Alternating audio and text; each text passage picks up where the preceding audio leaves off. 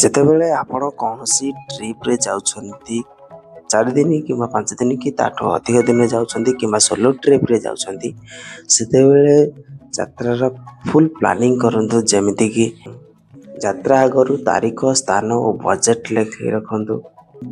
ଏହା ଆପଣମାନଙ୍କର ସମୟ ବଞ୍ଚାଇ ପାରିବ।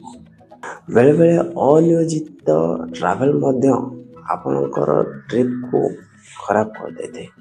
ତେଣୁ ଅନିୟୋଜିତ ଟ୍ରାଭେଲ୍କୁ ଏଡ଼ାନ୍ତୁ ଏବଂ ଛୋଟ ଡାଏରୀ ହେଉ କିମ୍ବା ଗୋଟିଏ ନୋଟ୍ ପ୍ୟାଡ଼୍ରେ ଲେଖି ରଖନ୍ତୁ, ଯାହାକି ଆପଣ ପରବର୍ତ୍ତୀ ସମୟରେ ସେଗୁଡ଼ିକୁ ଆପଣଙ୍କ social media like YouTube, Facebook, Instagram ଏଥିରେ ମଧ୍ୟ ଆପଣ ପୋଷ୍ଟ କରିପାରିବେ ଏବଂ ଆପଣଙ୍କର ଟ୍ରାଭେଲ୍କୁ ମଧ୍ୟ ଜୀବିତ ରଖିବା ପାଇଁ ସେଇ ଡାଏରୀ ମଧ୍ୟ ଆପଣଙ୍କୁ ପରବର୍ତ୍ତୀ ମୁହୂର୍ତ୍ତରେ ହିଁ ସାହାଯ୍ୟ କରିବ।